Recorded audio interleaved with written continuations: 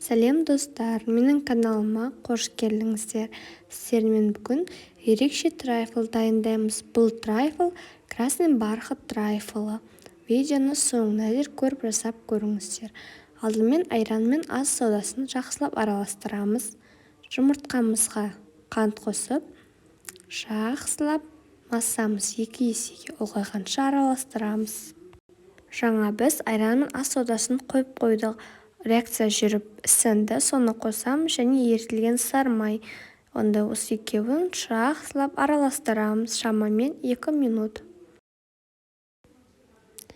Електен өткізілген ұн, какао, қопсытқыш үшеуін жақсылап араластырып, жұмыртқалы массамызға 2 бөліп қосамыз және де міндетті түрде електен өткізіп қосыңыздар.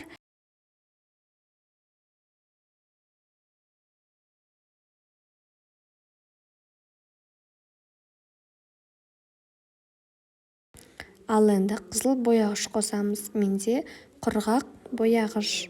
Келіви бояғышты да қоссаңыздар болады. Араластырамыз жақсылап түсі шыққанша.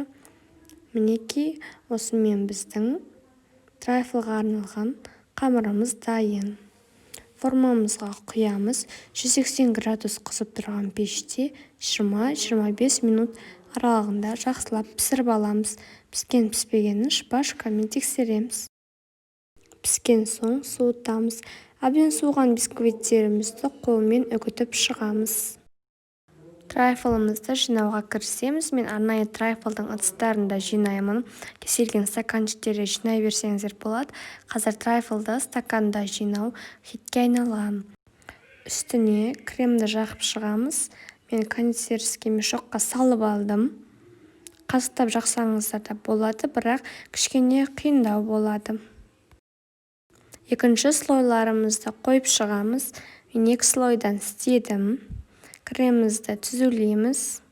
Ал енді екінші слойына да кремдерімізді жағып шығамыз. Жақсылап қасықтың көмегімен түзулейміз. Мен әсемдік ретінде бетіне електен өткізіп какао септім. Негізінде шоколадты ганашты қолдансаңыздар да болады. Осымен біздің красный бархаттың трайфлдары дайын. Міндетті түрде жасап көріңіздер, өте дәмді болып шығады. Ас болсын. Менің каналыма тіркелуді ұмытпаңыздар, әлі де талай рецепттер болады.